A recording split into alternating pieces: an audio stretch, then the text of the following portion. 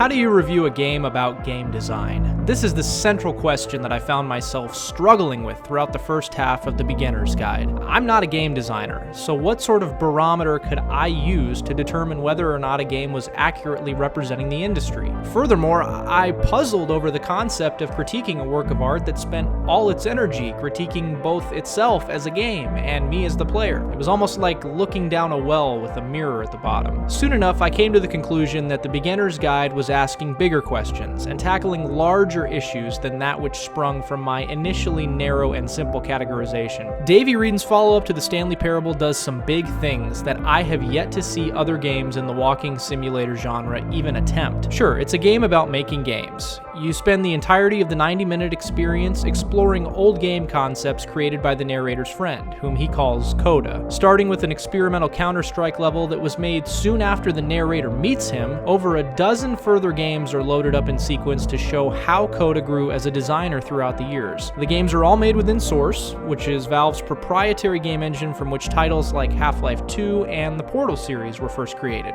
The familiar look of this architecture, with Source's blocky, razor-sharp geometry on display, immediately pulls the player into Coda's creative process. And the games themselves are very interesting, even if they are, as the narrator puts, largely unplayable. But over time, we learn that these minimalist forays into Coda's creative mind are meant to engender a broader notion of sympathy within the player. This is a human being struggling with the very foundation of what it means to be alive and what he should be doing with the time he's got. At the beginning, creating things kind of serves his sense of validation, feeding the machine within him that powers his will to continue existing. His games are fun, whimsical looks into the underlying contradictions that form our sense of self. But by the end, his need for that same validation turns on him in such a dark manner that the games he begins producing are joyless, unyielding exercises in punishment for both himself and the player. Coda's games, like most games created in Source, are aesthetically very geometric and angular in nature. Straight lines play a huge role in the beginner's guide. They serve to guide the player to new areas of cavernous size and density, and at Coda's direction, they also lock the player off,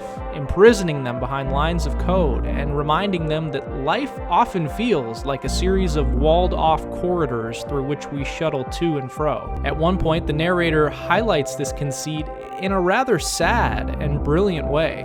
Most of the time, you don't get to know what you're missing, or even that you're missing anything. That's not your role as a player. If it feels like I've said too much, don't worry. Like any good story, the beginner's guide avoids taking you exactly where you think you're going, and instead you end up somewhere that makes a whole lot more sense. And I've not spoiled that conclusion for you. Having said all that, I still don't know if I'd recommend the beginner's guide. It's definitely not for everyone. At times, I even wondered if it was for me. I think the reason for that has a lot to do with how the game encouraged me to look more deeply at myself, why I do what I do, why I even started this channel in the first place. Did I do it to get people to like me? Or did I do it to try a little harder to like myself? Are those notions linked together in some way? While I can't honestly say that I have those answers, I decided that if anything should cause me to search for them, it is worth recommending to others who might be struggling in a similar way. So if that's you, then yes, the beginner's guide is not only good, it's important, and it is in every way worth your time.